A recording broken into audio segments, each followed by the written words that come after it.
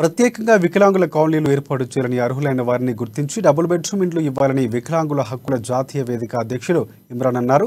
పట్టణంలోని ప్రెస్ క్లబ్లో ఏర్పాటు చేసిన మీడియా సమావేశంలో సంఘం సభ్యులతో కలిసి ఆయన మాట్లాడారు. ప్రకటించిన డబుల్ బెడ్రూమ్ ఇండ్ల అర్హుల జాబితాలో తమకు తీరని అన్యాయం జరిగిందని, చాలా మంది వికలాంగుల పేర్లు అందులో లేవని అన్నారు. జాబితాలో లేని వారు గాంధీ పార్క్ వద్ద తమను సంప్రదించి డబుల్ బెడ్రూమ్ ఇండ్ల కోసం దరఖాస్తులు అందజేయాలని కోరారు.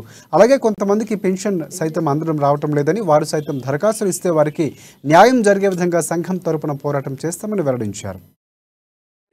ఆదిలాబాద్ జిల్లాలో డబుల్ బెడ్రూమ్ లక్కీ డ్రా తీయడం జరిగింది. అందులో వికలాంగులకు అన్యాయం జరిగింది.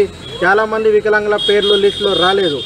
కావున మేము వికలాంగుల హక్కుల జాతీయ వేదిక ఆధ్వర్యంలో ఆదిలాబాద్ జిల్లాలో ఉన్న వికలాంగులందరూ కూడా మనవి చేస్తున్నాము.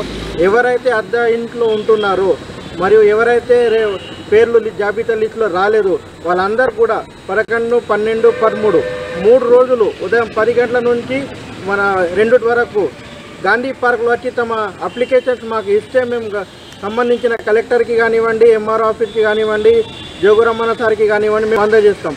మరియు అదేవిధంగా చాలామంది వికలాంగుల పెన్షన్ కూడా కట్ చేయడం జరిగింది ప్రభుత్వం. మన భూమి ఉన్నదని, డాక్టర్ ఉన్నదని, లేదా ప్రభుత్వ ఉద్యోగం ఎవరైనా ఇంట్లో ఉన్నారని వికలాంగుల పెన్షన్ కట్ చేయడం జరిగింది.